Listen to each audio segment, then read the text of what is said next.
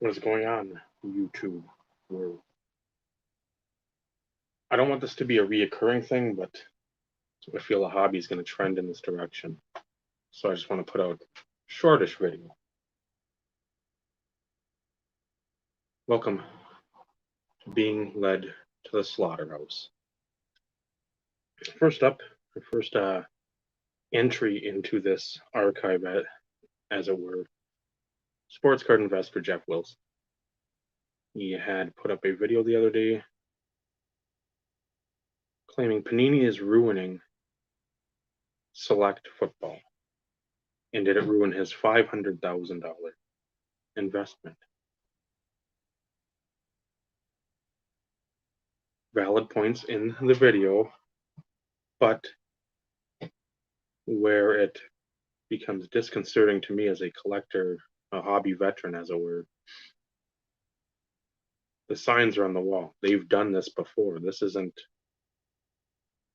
them reinventing the wheel in any way, shape, or form. They have done this time and time again.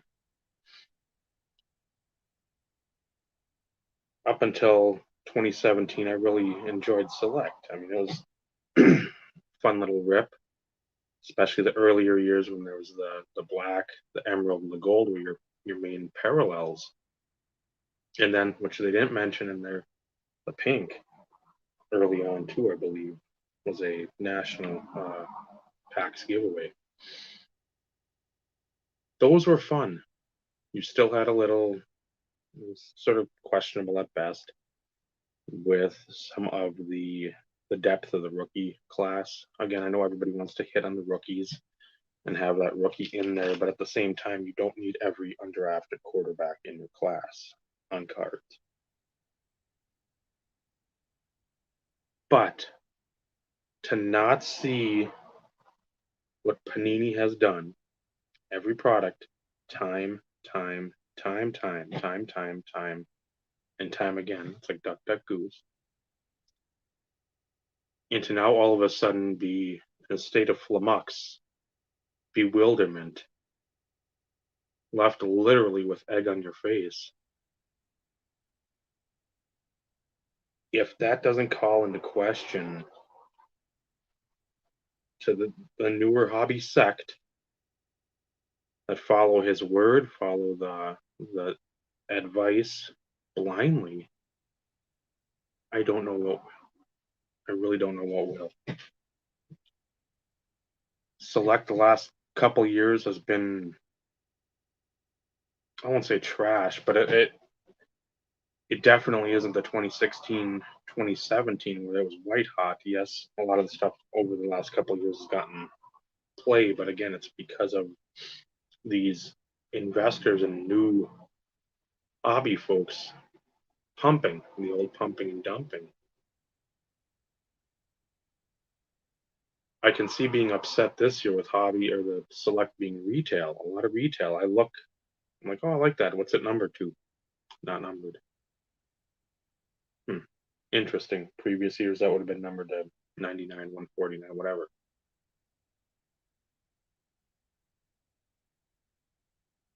In the same breath,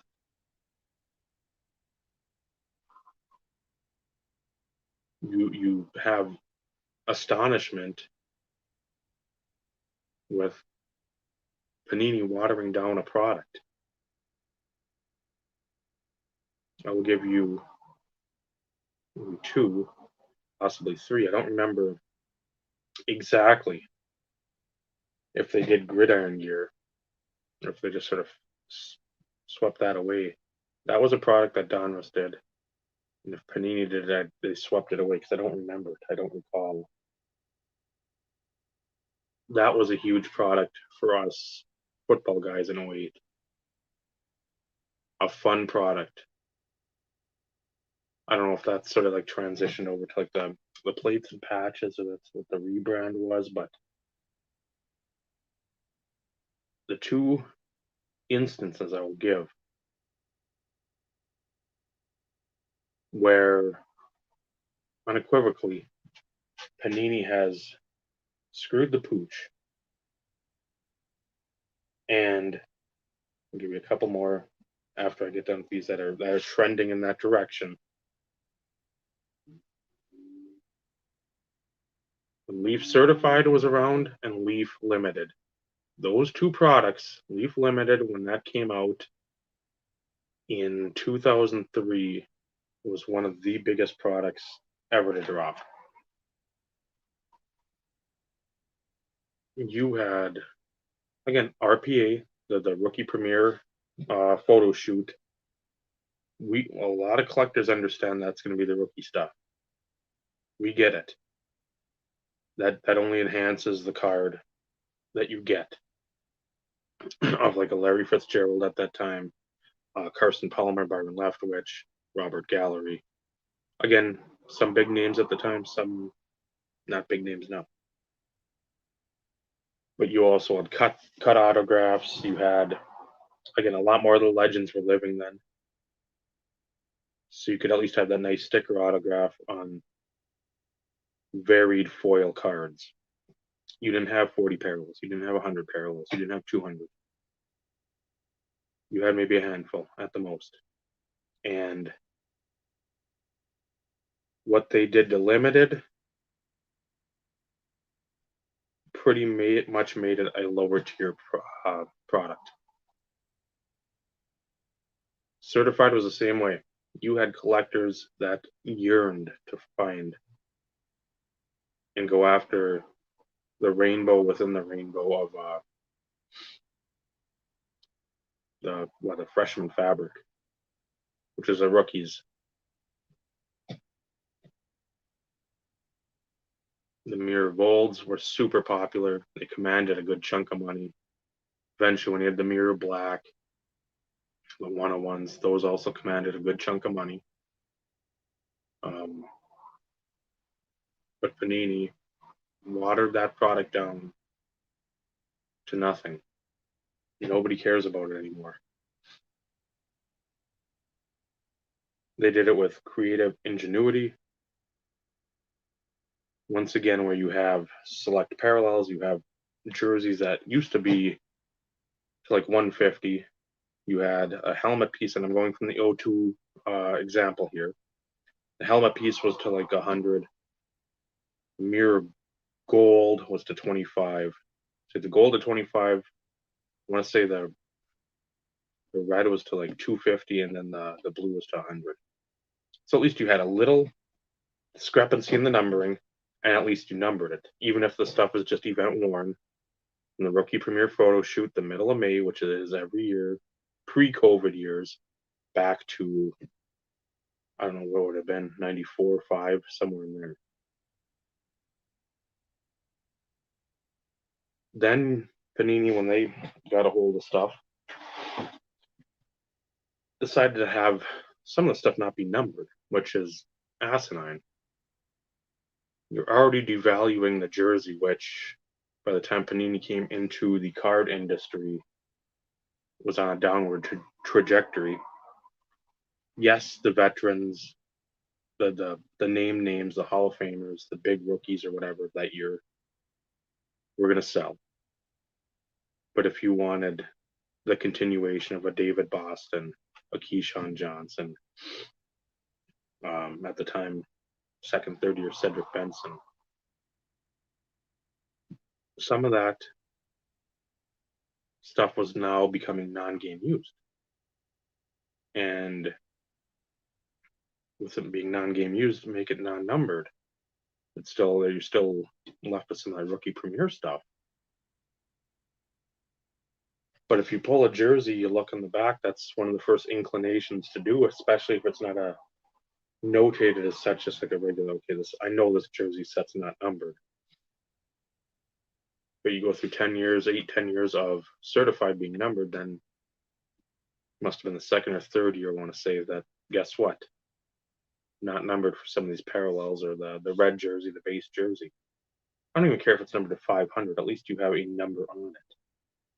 That to a veteran collector at least makes it somewhat limited. Even if in the new realm of things that's not limited, you have it limited. Same with the Leaf Limited brand. You went from the one pack a box, getting, I won't say like a major hit, but you got out of some sort of insert set, that it was going to be a decent hit. Even if the value wasn't a great ROI, you got a Robert Gallery gold, leaf limited gold patch out of a 10. Okay, not the greatest, but again, in retrospect, turn back the clock, that would have been a decent hit. You take it and you water it down with all these sort of subsetty things where it's like, I don't want like an unsung heroes long snapper auto as one of my main hits. That should be something left for like a Donruss product or something on the lowest of the low tier. You put that type of stuff in your limited and your certified, that drags it down. Over the years, I mean, it comes out, but people are always drawn towards other things. Especially with the release calendar the way it is. If certified comes out, and let's say 2 weeks later, some other big product comes out, and you might have a push, but you're not going to have like it used to be, where there are case breaks and constant case breaks.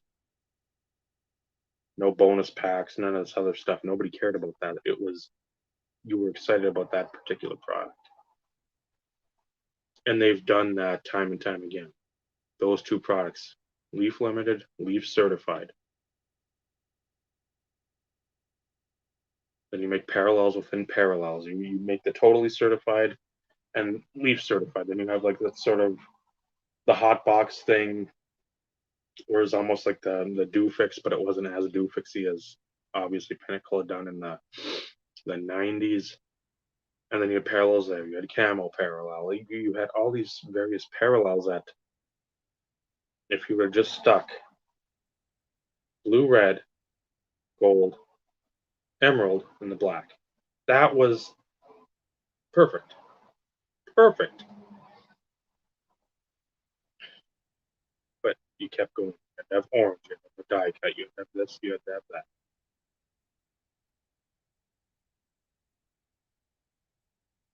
There are people that don't like those parallels, so that's why that product has sunk, because of Panini's choices.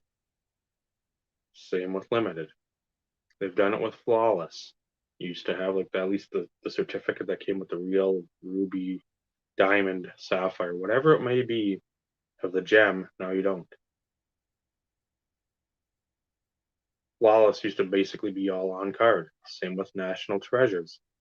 All on card for the big rookies, minus your fourth round running back from Fordham or your fifth round tight end from I don't know, South Dakota State. Now everything is sticker. A large chunk of that stuff is sticker now. And to think about that 5-6 years ago, that Flawless would have that, and that price point for a box, the briefcase. Same with NT. And now it's event used material. Somebody goes into a Ring of Honor. You gather the legends that are alive in that Ring of Honor. You gather some of the teammates, and that's what you're going to pluck from, is the event use stuff, and then peddle it as such. Like, man, Joe Namath wore this jersey. Well, Joe Namath doesn't have a Nike logo on his jersey back in the 60s or 70s. So for me, that's a card that means nothing. 101, 0-1, 1 of 0, whatever the numbering is on there, doesn't matter. There has been an inherent history of this by Panini. This isn't starting with Select. To have somebody that has the quote-unquote clout, the reach, the hobby reach that Mr. SCI has, Sports Card Investor, and to be absolutely bewildered by this, by Panini shitting the bed once again on a product.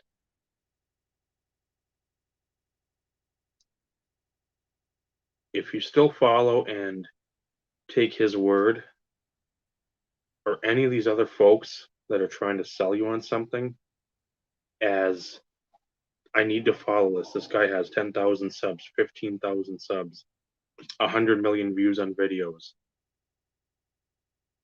Bots or no bots, when you believe someone, you don't do the research. You get led to the slaughterhouse.